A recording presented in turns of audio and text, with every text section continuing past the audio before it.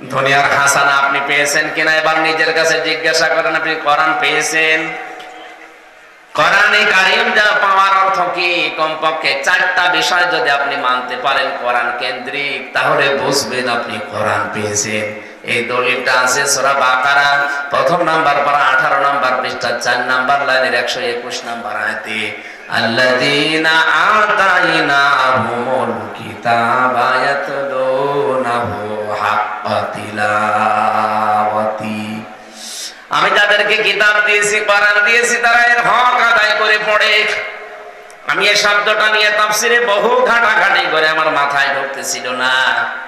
Doctor Zakir নায়েকের 13 খণ্ড লেকচারের ভেতরে এই শব্দটা আমার মাথায় এসে লিখেছে।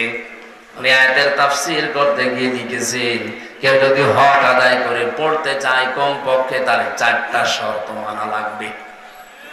1 নম্বরে শুদ্ধ করে পড়তে হবে, 2 নম্বরে বুঝতে হবে, 3 নম্বরে আপনি এই যে বোঝা বিষয় যেটা পেলেন এর উপরে আপনার প্র্যাকটিক্যাল লাইফ সাজাতে হবে, 4 নম্বরে এই কথাটা মানুষের কাছে পৌঁছিয়ে দিয়ে তাকে মানানোর ব্যবস্থা করা লাগবে। কয়টা বললাম? আরো জোরে।